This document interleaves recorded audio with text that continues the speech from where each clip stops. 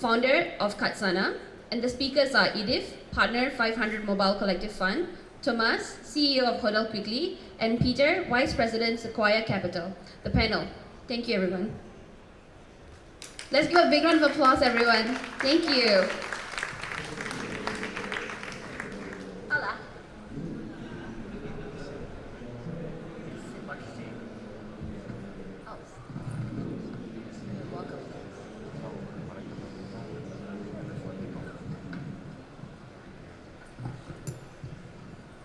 Check, check. Oh, hello.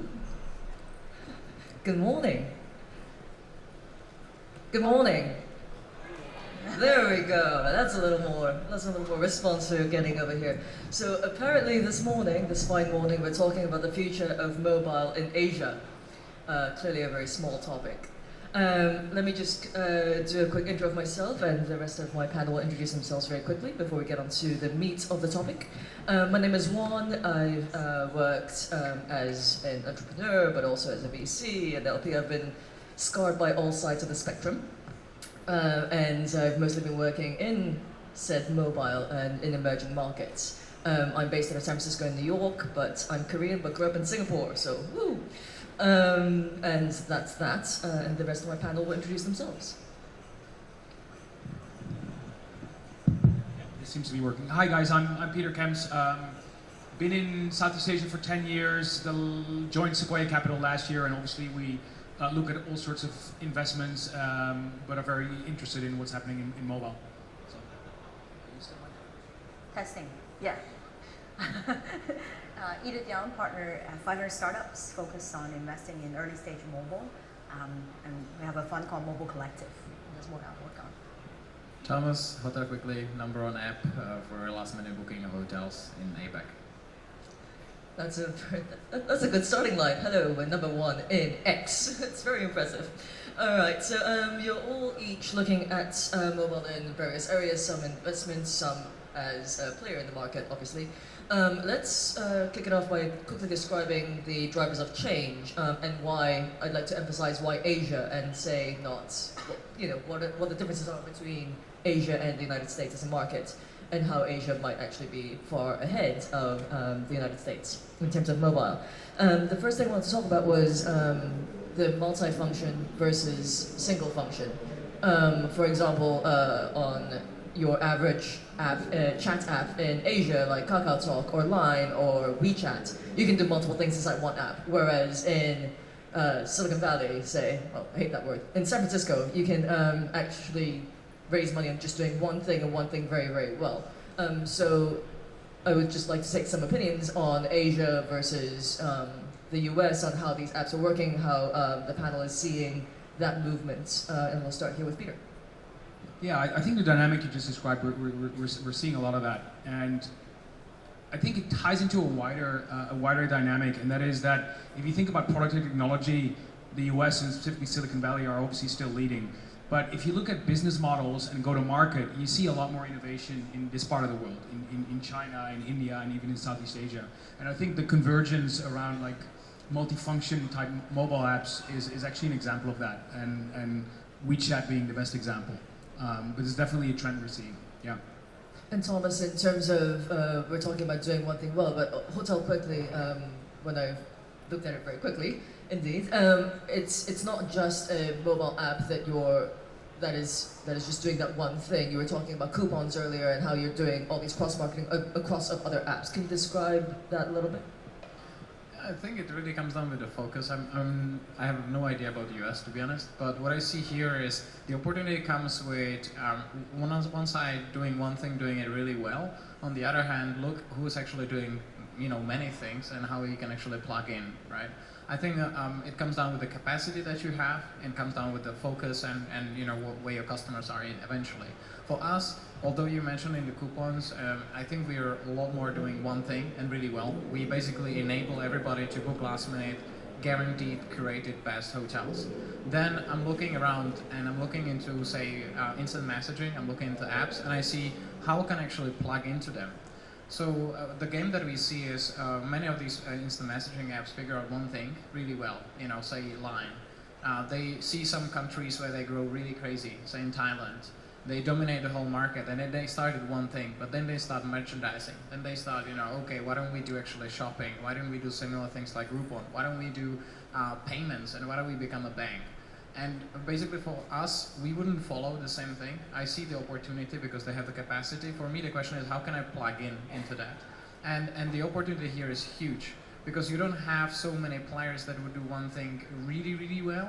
You have simply some guys which are doing that's early stage, and you have some which start with with a multi-platform, whatever you want to call it. For me, as a startup that's growing, it's about how can I plug into the multi guys. And I think that's actually quite interesting. Another sort of mobile trend that's coming up is called deep linking, and you can essentially put a hotel quickly into a platform or any platform. It doesn't really matter, and Thomas doesn't have to go after people to download the app necessarily. It's the service that's being provided by whoever. It doesn't matter what app you're using. Let's get a quick poll here. How many people use, say, WeChat? Hands up. How many people use Line? Hands up. Huh. Oh yeah. How many people use KakaoTalk? No Koreans in this. Thank you, the one Korean in the back. Thank you for representing. How many people use WhatsApp? What is WhatsApp doing? Come on, guys. Everyone's using WhatsApp. You're in Singapore. I guess. But why is that not turning into a platform quickly? How about Facebook Messenger? Facebook Messenger. How about Viber? Viber. Peter just said who. Excellent. So Edith, we mentioned a little bit about the trends that people are, the trends on how people are using these apps, right? Like Uber or these productivity tools, or what are some of these areas that you see people using on top of these platforms? So one other thing, just to answer your previous questions, Oh, yes. while you were asking, I was quickly actually Googling the population of Southeast Asia. Yes. Which sort of triggered me to think about like why I am actually, other than me being obviously Asian, not these two guys, so Southeast Asia population is about 620 million.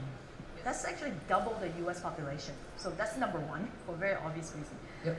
Two other reasons is the population in Asia in general doesn't, like Asia means even plus China and India, people spend a lot more time on mobile than people in the States. Like, most of the time they drive to work. There's no way that you can actually hold a phone at the same time. But most of the population in Asia is on a train, on a bus. They're constantly spending at least an hour, 2 hours just looking at the screen, doing something, whatever that is. So it's all about fighting those times, which that at least 2 hours of like transport window, that doesn't really exist in the majority of the US because most people drive.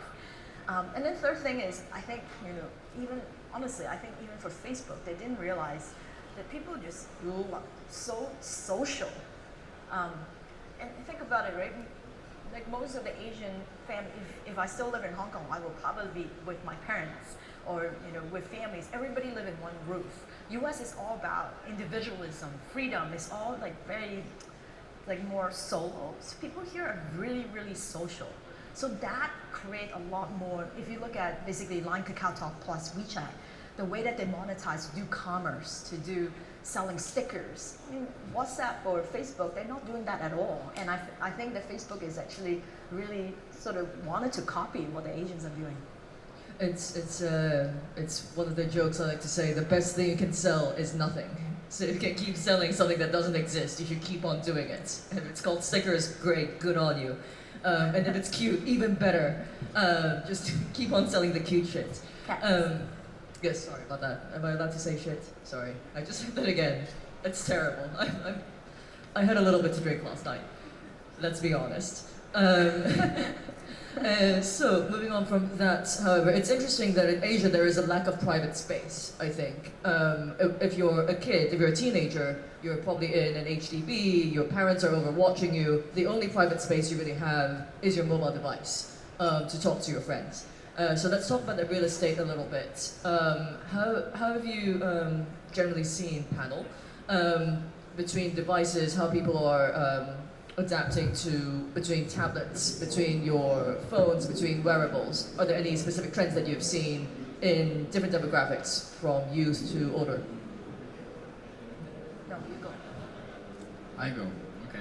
It's just been the ball's been passed down the line. I'm sorry, Everything he Thomas. said, I don't agree. It's like, no, you go. Okay, a couple of interesting observations. Actually, one that you're mentioning with the privacy, with the family. I think this is very important when we're talking about the demographics. The opportunity is to localize. So when you see models, when you see say business ideas which work elsewhere, US, Europe, whatever, and then you see how can I apply it here. I think the localization and deep understanding of the market is so important, and including actually the social element. So if I completely escape out of the devices and run back to us, the localization in Singapore, for instance, is so big. Like staycations is one of the biggest use cases we see in Singapore, and this is exactly for the same reason. You want to have the privacy, you want to spend a weekend away from your parents, so you book a hotel quickly, and you have a good time. But that's the real estate which is beyond devices. I think what we see in terms of the devices, we just launched, actually tomorrow, the Apple App Watch is launching in Singapore, big news, and we of course develop for that. And I think this is one of the exciting opportunities that we can look at from the startups as well as for the use case in Asia. We see that mobile first is complete, like absolute reality for many countries. I'm going on Friday to Malaysia. 60% of e-commerce is on smartphones and mobiles. So what does it mean actually? What does variables mean in this context? It means enhancement. It means actually compatibility. And when I think the OS is going to become better, we're in the early stage, it's going to be completely independent. For us, within our app, it's about navigation. It's about in the enhancement. You don't have to reach out for your phone or for your tablet. You can click. Okay, I have to go left. I have to go right. So these things are helping. But I think if you keep a close eye and close finger on the pulse of this innovation, you're going to see some really exciting things which we will not see earlier in other parts of the world. So a raise of hands in the audience really quickly. How many of you are actually entrepreneurs or startup people? As in, are you not a VC? Cool. Okay, so to address the entrepreneurs in the room who might obviously be interested in mobile, early on we touched on partnerships that you were talking about. Not only just for wearables, but also, let's say, partnerships with Line or KakaoTalk. How does that work? Is there some sort of a revenue split, or is it just that you have to, or are you even allowed to talk about it? Because if you are in the audience and trying to do a mobile startup, you might be interested in trying to connect with these people. That's running a little bit away from the devices, so it's a lot about partnerships. Yes. Okay.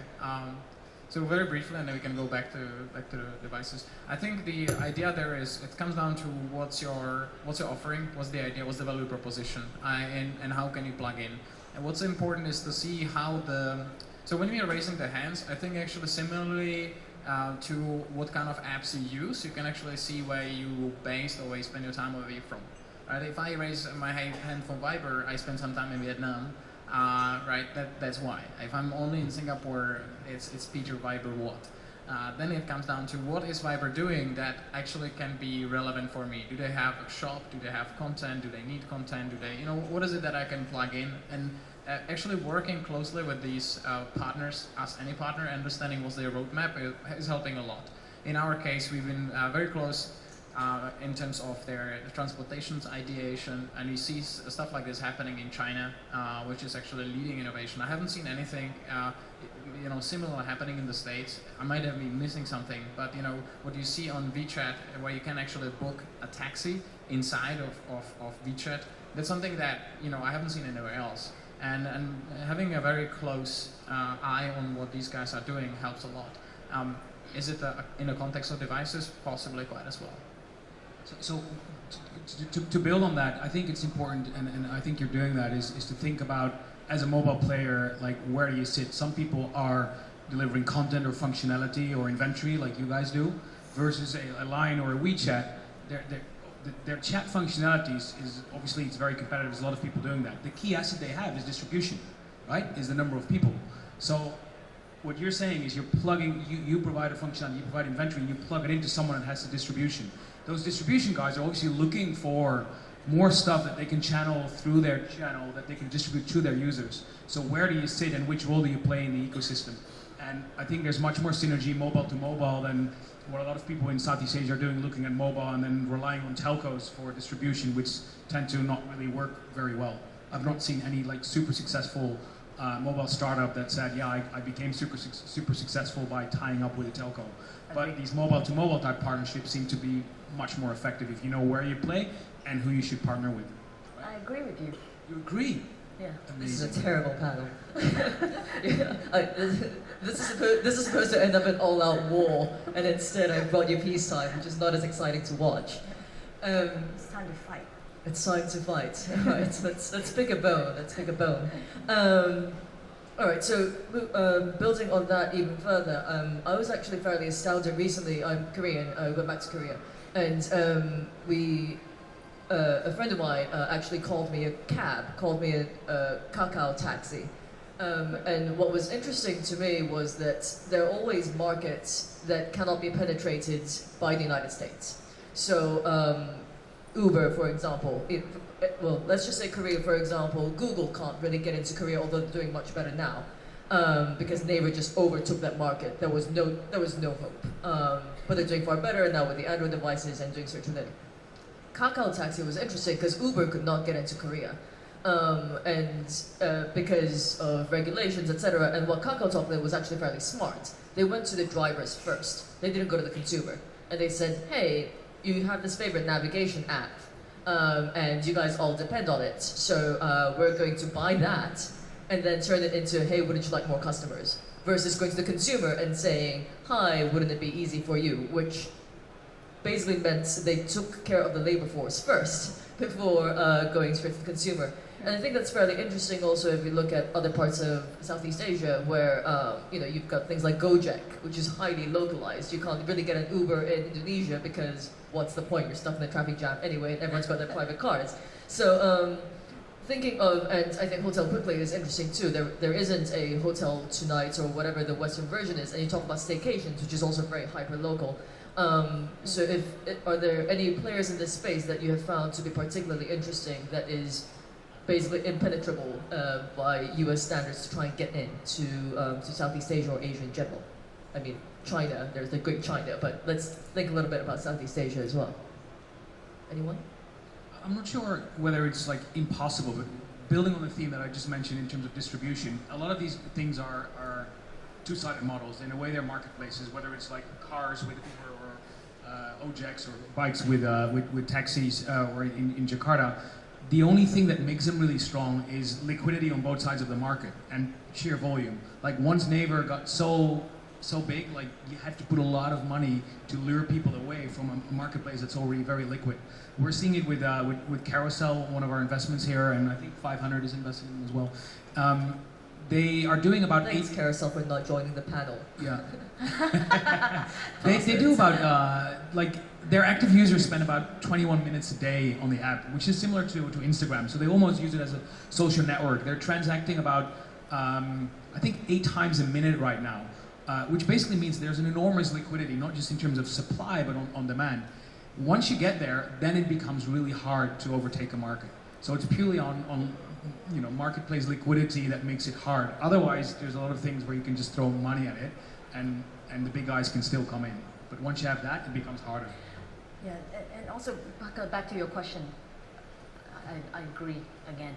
It's terrible. Goodness, I'm so sorry. So there's a couple of things I don't think any Western developer will understand is, I guess in a lot of emerging markets, they're really afraid to spend the minutes for call time. So let's say in India, there's a really popular app, unfortunately not a Sequoia company, but I like them anyway. It's called Truecaller. So it's basically call ID. That is a Sequoia company. We like the Series A, yeah. Oh, shit. All the good companies. Damn it.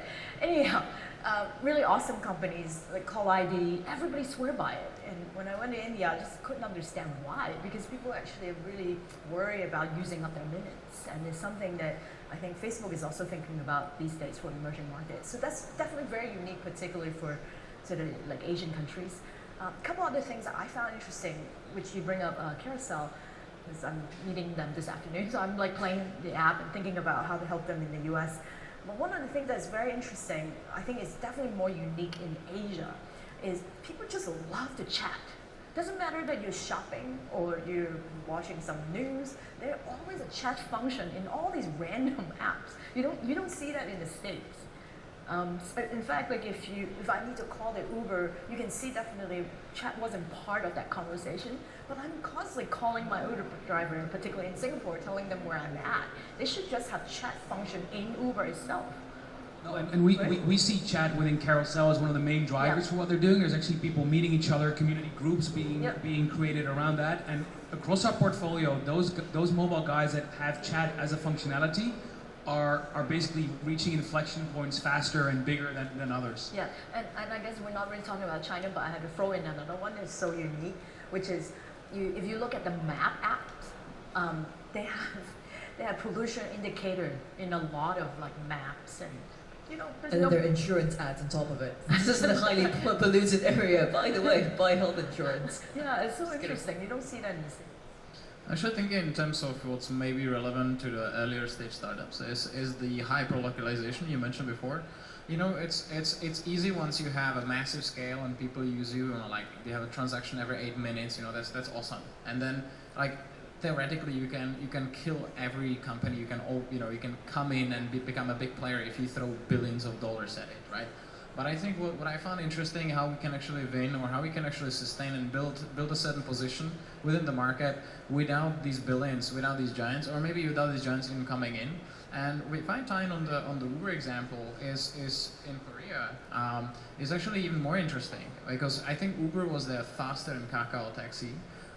They went first. They got the classic traditional Uber disc from the local taxis, from the local government, regulatory bodies, and media. And they were started really bashing them big time. And the first, angle that they, basically the most prevalent angle that was there is, this is the American company coming here to dominate, Korea. Whoa, massive red flags. When a Kakao taxi actually launched, they're the Korean solution. They're the local guys which are nice, and they're working with a local taxi driver to help them, not the Americans coming into the market. And as much as this is controversial or it's really polarizing the opinions, this for you building a company or startup within the market to understand this is a very powerful tool. Like the hyper localized, say you're Indonesian company, an Indonesian app full of Indonesian team members for Indonesians, and you understand the best what Indonesian wants. Anybody else want to come in? Please welcome. And then you are the outside enemy. This actually, I think, helps a lot. Helps a lot in the early stage and helps a lot to connect with the customers and the local audience. It's actually fairly. That's to Thomas's point. When you see companies like Foursquare and they discover a bunch of white guys go to Indonesia, they're like, oh shit. Sorry, I said that again. They come to Indonesia. Sorry about that. They come to Indonesia and go, oh, there's already a Foursquare of Indonesia called Corporal. And they've already taken over the market. There is nothing we can actually do here. It's actually fairly interesting to see then these companies struggling to try and get a foothold, and it's pretty impossible. So apparently the takeaway should be, if you are an entrepreneur, make sure there's something chatty going on. Just kidding. Make sure there's chatty, make sure it's cute, make sure it's hyper localized or at least serves your actual users versus trying to copy something outside. I'd like to take some questions from the audience, unless Peter, Edith, or Thomas, is there something you'd like to, anything you'd like to add before we go into the questions? No. All right. Awesome question. Peter, can you take the first one? I think that you might have some relevant points actually. Yeah, hold on. Apparently, I've got this lovely device, and it's for a panel on mobile. There is no internet detected, so I can't even choose the questions over here. Give me a second. Whoop, here we go. Is this going to work? It'll work. 14 volts. Hold on, active. Look at that. Oh, wow. Magical. Wow. Alright, so US businesses are always expanding into Asia. How would you see an Asian startup expanding into the US? Panel. I would love to help all Asian startups to come to the US. Please come to the US. Edith is just short of saying, my Twitter handle is, tweet at me, at 500 startups, come to us. But having said that, I haven't seen anyone really purely coming for Asia and done well in the States. And I think the other way around, it's very true, just like Thomas was saying earlier, you go into a Korean market, you really need local. The other way around, also very true. It's just tough. Like US has a certain way of, doing business, and going to every new country is always hard. But I'd love to help. So I guess what we said earlier about like having distributions and having liquidity on your app or on your marketplace, that holds the other way around as well. What we're seeing with some of our guys is that if they go into the States and instead of taking the entire market, they focus on smaller segments or smaller pockets. Like for example, in Carousel you can do geofencing, and it could be that they create a lot of liquidity in Boston or in one city versus trying to do everything. If you get thousands of suppliers, but they're across the States, it's not going to really work if they're in small pockets. So you have to be targeted, in my point of view. But other than that, I'm sure there'll be challenges you've seen. Thomas, any insights? Well, You're going to go to the US? no. Because I really believe in the localization. There's some players already, and I think it's quite crowded. But I think the moment that you can actually succeed in US is if you, controversial, but forget about your roots in this respect. So pretend not to be Asian, or pretend not to come from the US. Right, so I think it was guys from Zopim acquired by Salesforce. I think we will be able to figure out a couple of examples, like a handful of examples for companies that succeeded entering US. But usually it's with a bit of a surprise unless they're coming from your country or your close circle. Right, so these guys would be entering in with successful model that usually can be acquired. And we're talking about liquidity. You can basically acquire the customers and any part of the business model without your physical presence or like strong waving flags. You can basically succeed just by the product being good and better than whatever is on the market. Yeah, I absolutely agree. And in fact, when we first work on Dolphin, we on purpose make sure that we don't talk about like the Asian route because it really doesn't matter. It's all about the product itself. And all of our users thought that we're from the US, but really we have like. How much users did you have in the US? For the first 2 years, it's 100% in the US because there's no Android phone in China. So we can only work. So you had tens of millions of users in the US, right? Which goes to show that. Yes, and there's still majority of users in the States, but it was, we only have maybe 5 or 6 people in San Francisco, but 100 in China. I think so I'm also slightly biased because, again, waving the flag for Korea. I think it's interesting that you have companies like Line, for example, coming up with realizing that they can't attack the chat market in the United States. So they go, okay, what can we do to cannibalize the experience? Oh, we're actually just going to take over your keyboards and put stickers on it. So I think there are always smart ways to try and cannibalize the major players that we might not be thinking about. The other interesting thing I think is for KakaoTalk buying Path. I think that was actually kind of an interesting move. It's, again, waving the flag a little. So I think it does go a little bit both ways. One of the areas in mobile that we haven't really discussed is gaming. And Asian gaming is very healthy and very strong. And some of the best gaming companies that I know that are based in San Francisco are Asian-led. Although they're American companies. So that's 80% of the workforce are non-desk workers, and if you can start addressing those with mobile, then that's really powerful. So if you think mobile, don't only think consumer apps, but think whether it's which segments, whether it's marketplaces, e-commerce, whether it's SaaS, all the different categories. Before you had all these categories, and then mobile. Now you have basically every category where like mobile is eating up that category in whatever way. Yeah, so it's like the buzzword, which I hate buzzword, the consumerization of IT, and a lot of the CIO in big enterprise have no idea what's going on, and they're scared. Is holding their Android phone and iPhone, and all these private data is all on your phone. What are they going to do about it? Scary for them. cool. All right, let's go on to the next question. If this will again work. Next question. Whoa. Yep. There we go. Mobile web versus mobile app. Which way to go first to build a user base without a marketing budget? I want to say that it's English. Mobile web versus mobile app. Which way to go first to build a user base without a marketing budget? Nice Okay, accent. there we go. Nice accent. There you go. 15 years in Singapore. Please. So I go first. I think Thank you. that I actually love building websites. When I have nothing to do, I use Strikingly because I'm more Don't a show your marketing age person, either. right? So I'll go on Strikingly, I build a site which is completely, what do you call it, responsive. And I can prove out my idea, it looks good, and it doesn't cost me anything. So if you have an idea, you thought, okay, I wanted to do this, just put a mobile web. So I disagree. Why? Why Thank would you do God. that? Now No, I it's mean, getting exciting. Yes, building it is easier, and you might be able to test your idea, but They have no money. get money. You have no monies. You got money. You're investing. Come on, give them money. No, I'm super cheap even though I can. No, the key thing what we're seeing is when we have folks in our portfolio that start with web or mobile web, and they launch their mobile app. What you're seeing in terms of traction, in terms of stickiness, in terms of repeat purchases, it's incredible. And once you have your tile on that real estate, on that mobile phone, you're top of mind a lot more, and a lot of your metrics will improve drastically. But for literally, definitely for argument's sake, I think sometimes because mobile So I is actually do agree. a big buzzword, right? Just because mobile is hot doesn't mean that you have to have an app to prove out this is have to be on mobile.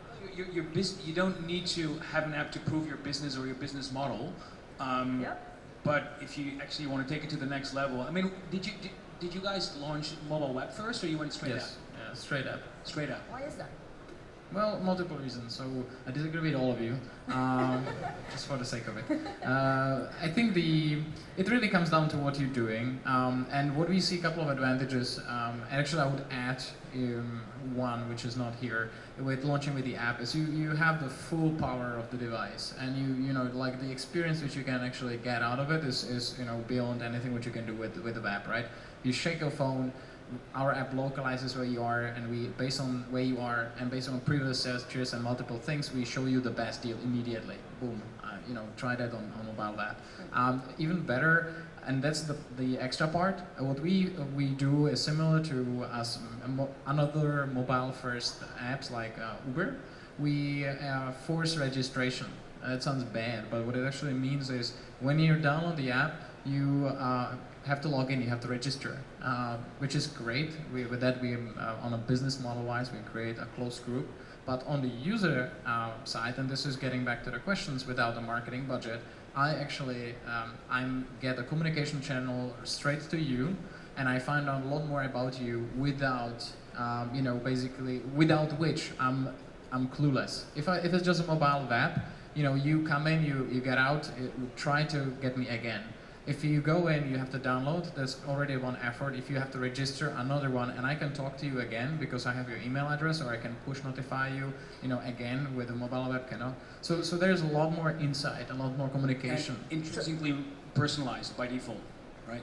Yeah, okay, so I have to say it because I used to work on a browser. There's couple things that's been happening. One is I think WC3, which is the standard that put together all the HTML5 standard, it definitely would love to support all that. But the technology is not there yet. It's not they don't want to do it. This takes time. But a couple other things that Google actually starting to do in particular for emerging market is they start to show you if that particular mobile site will like load faster or slower. Yeah. And then on top of that, they actually started to index mobile-friendly web like higher than others. So I know for a fact that because Google still make most of their money on web, they're not going to just let it go and let it die. I tend to side with Edith on this particular topic, mainly because just, you know, ladies gotta support each other. No, just kidding. But there's some clapping in the audience. Thank you, the three ladies, for clapping. But actually, fairly seriously, I think my personal bias is that app stores and apps themselves are going to start unbundling in the future, and I think that's why Google is moving that way. Because there are an infinity of apps in the world, and you can't keep on building just all of you on your phone. How many apps you already have? It's fairly ludicrous. So I think it's actually going to be about the deep linking and finding the right information and being able to access that specific service. And that real estate that you have on your phone is going to be owned by a Google or a Facebook or what have you, whatever Apple might find a way to make you look at a watch to do it. But because of that specific deep linking, and just to go back to when we spoke earlier with Hotel Quickly, it is about being smart, I think. When you think about mobile web versus app, sure, today it needs to be an app, but to be able to access the mobile web version of that specific thing while you're in Facebook and using Hotel Quickly because Facebook has the entire real estate, I think it's important to think about that in the future as well, not just as an app, but having all those functionalities and all the right platforms. But that's my 2 cents, sort of blinding up with Edith there for a second. We are out of time. Should we call it a day? All right, thank you. We've been told to call it a day. Thank you very much, and thank you, panel. Thank you. Thanks, guys. Thank you, panel.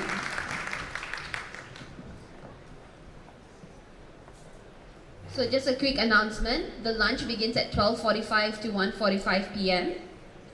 For everyone at the conference, the lunch is from 12:45 to 1:45 p.m. Now, we'd like to continue